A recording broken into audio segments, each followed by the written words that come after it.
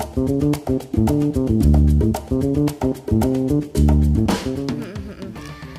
Dok, ini kita kedatangan titipan pertanyaan lagi. Ada dari, aku izin bacakan, ada dari Vira dari Surabaya. Dok, bukannya vitamin itu cuma perlu diminum pas sakit aja ya? Kalau diminum pas sehat, apa nggak memberatkan ginjal? Thank you. Wow, itu juga sebenarnya sering ya jadi obrolan di kita ini masyarakat awam bahwa obat atau vitamin kalau terlalu banyak pengaruhnya ke ginjal. Nah, ini gimana sih Dok? Bener nggak nih Dok? Nah, emang benar, ada benernya. Jadi, memang nomor satu itu harus dari makanan. Kita harus konsumsi makanan yang utuh ya. Jadi maksudnya misalnya kita makan buah jeruk. Nah, di jeruk itu kan ada vitamin C, ada vitamin A, ada berbagai macam vitamin lainnya juga. Gitu. Jadi memang lebih disarankan dari makanan karena sifat vitamin tadi hanya tambahan. Sebenarnya kalau kita sehat-sehat aja gitu ya nggak masalah gitu. Kita nggak perlu konsumsi atau tambahan vitamin lagi nih gitu. Tapi kondisi sekarang ini kan kayaknya yang kena COVID ini lagi banyak banget ya.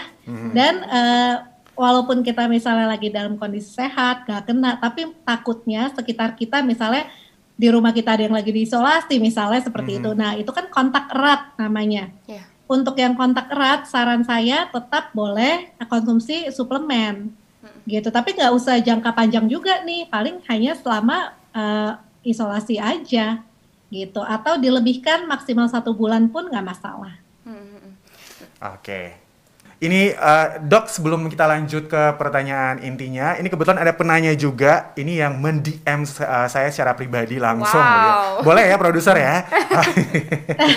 Oke. Harus ada ACC dulu soalnya dari produser. Kalau kita nggak ACC, waduh bahaya. Nah ini Dok, ini karena kebetulan yang bertanya ini terkena COVID dan melakukan isolasi mandiri. Ini mungkin pertanyaannya sangat penting banget untuk dijawab sama dokter.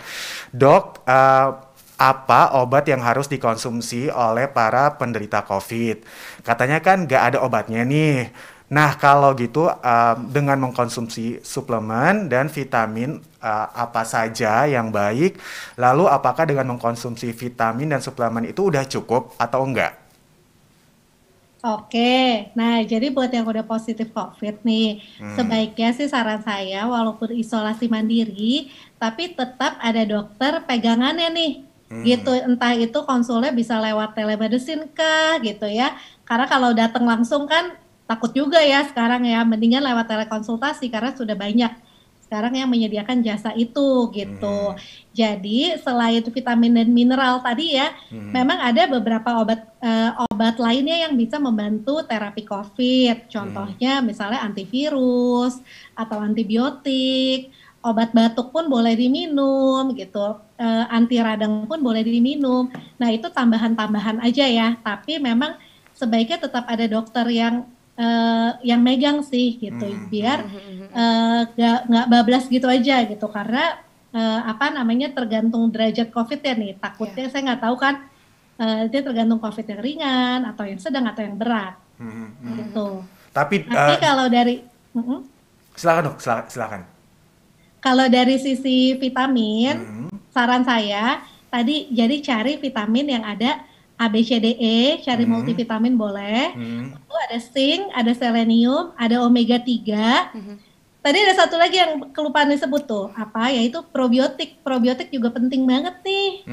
Gitu, karena rata-rata sistem imun kita itu paling banyak ternyata di saluran cerna. Nah, jadi kenapa saluran cernanya itu jadi harus sehat.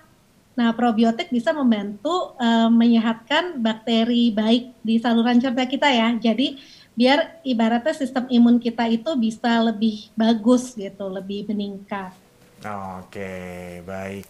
Tadi dokter, saya sempat menanyakan juga soal apa saja multivitamin dan suplemen yang baik untuk dikonsumsi oleh para penderita COVID nih, lagi di masa pandemi juga kan.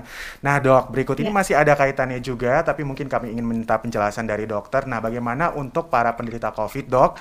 Apakah vitamin dan suplemen tambahan ini juga bisa mempercepat proses penyembuhan dari si pasien itu sendiri? Dan jika iya, vitamin dan suplemen apa saja yang sebaiknya harus dipenuhi? Oke, Ya, jadi vitamin dan suplemen ini memang sudah ada yang ini saya ambil jurnal ya dari Nutrien 2020. Ini bulan Desember keluarnya jadi saat pandemi nih. Ini memang ada beberapa mikronutrien yang terbukti bisa mempercepat penyembuhan dari COVID itu sendiri. Itu apa? Yang pertama zinc tadi ya. Yep. Zinc ini sifatnya antioksidan dan dia memang bisa menghambat replikasi dari virus. Lalu selenium ini juga ternyata bisa menghambat dari reseptor tempat virus itu nempel di badan kita. Oke, lalu vitamin A. Tapi vitamin A ini bukan berarti saya konsumsi aja suplemennya gitu, nggak usah, karena vitamin A di makanan itu banyak banget. Jadi semua makanan yang warnanya orange atau merah, contohnya labu, terus di bayam pun juga ada sih warnanya padahal hijau ya. Ikan tuna gitu pun ada. Terus vitamin B. Nah, B kompleks ini juga ternyata sangat penting karena dia juga bisa sebagai antiinflamasi. Oke, lalu vitamin C sama vitamin D yang memang sudah menjadi terapi COVID pasti dikasih vitamin C dan D ya. Lalu tambahannya lagi vitamin E. E ini juga bagus, sifatnya antioksidan. Dan tadi omega 3 dan probiotik gitu, karena omega 3 juga ternyata ada penelitiannya dia bisa sebagai antiinflamasi, dan juga kalau probiotik sendiri juga sangat baik untuk sistem pencernaan kita. Gitu yang antibody itu banyak banget di sistem pencernaan ternyata. Oke. Baik, kita lanjut ke Detikers lagi ya, karena ini saya yakin pasti banyak banget pertanyaan dari Detikers yang harus dijawab. Baik, nah ini dia nih, ada dari Mia di Jakarta. Apakah vitamin bisa menyembuhkan penyakit, dok? Atau cuman bersifat mencegah aja? Atau sebagai pencegah? Itu aja, dok, pertanyaannya, makasih. Nah, gimana nih, dok? Sorry, apakah apa? Apakah vitamin bisa menyembuhkan penyakit? Atau cuman bersifat sebagai pencegah aja? Oke, nah kalau untuk menyembuhkan itu belum bisa, tapi mempercepat penyembuhan itu bisa. Gitu. Jadi ada beberapa yang dari literatur yang saya baca, itu sih vitamin-vitamin ini bisa mempercepat penyembuhannya. Gitu. Tapi sebagai obat utama itu belum bisa hingga saat ini.